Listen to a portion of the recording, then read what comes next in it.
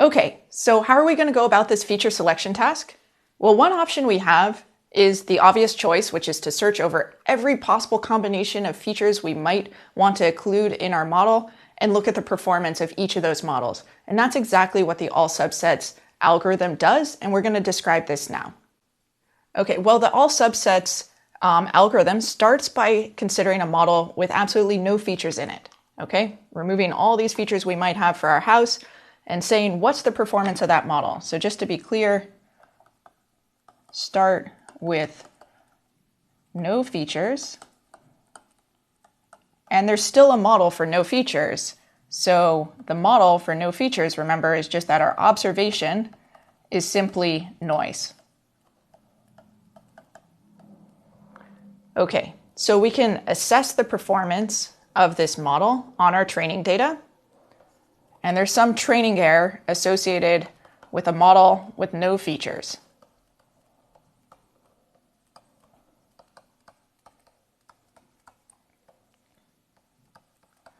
So we're going to plot that point. Then the next thing we're going to do is we're going to search over every possible model of just one feature. So let's say to start with, we consider a model with just number of bedrooms. And here we're going to plot the training error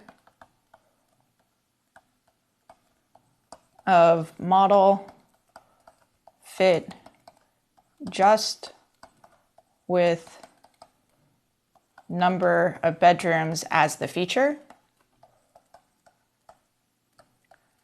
Then we're going to say, well, what's the training error of a model fit just with number of bathrooms, square feet of the lot, and cycle through each one of our possible features. And then at the end of this, we can say out of all models with just one feature, which one fit the training data the best. And in this case, it happened to be the model that included square feet living. So we've seen that before, that's a very relevant feature. Okay, so we're going to highlight, this is the best fitting model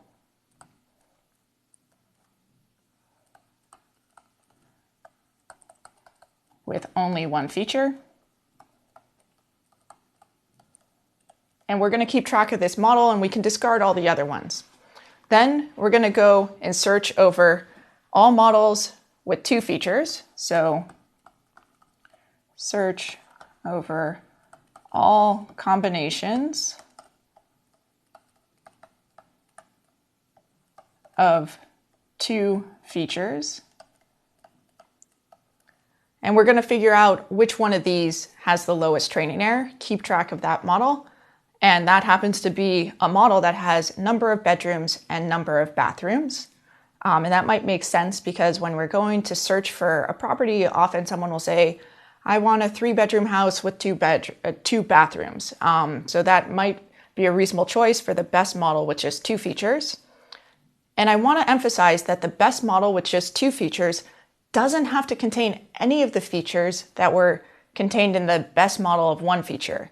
So here, our best model with two features has number of bedrooms, number of bathrooms, whereas in contrast, our best model with just one feature has square feet living.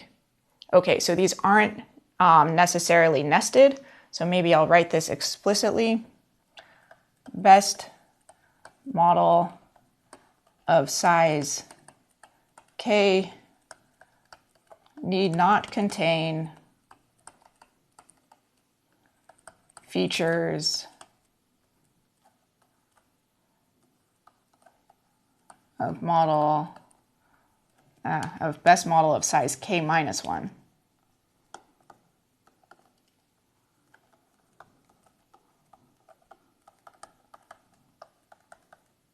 Okay, so hopefully that's clear.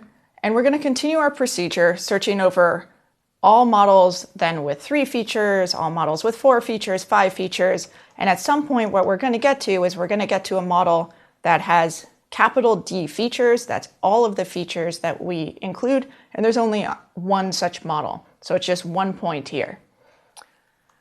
Then what we can do is we can draw this line, which represents the set, it's connecting the points, which represent the set of all best possible models, each with a given number of features.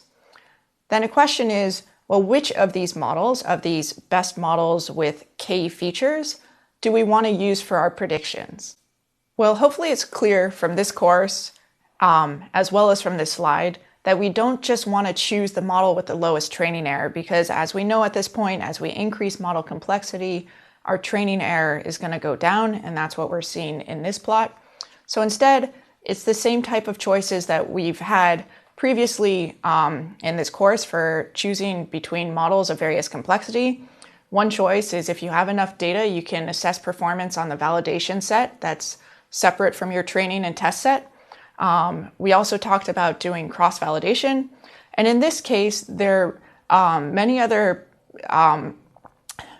metrics we can look at for how to think about penalizing model complexity. There are things called BIC and a long list of other methods that people have for choosing amongst these different models, but we're not going to go through the details of that for our course. We're going to focus on this notion of error on the validation set.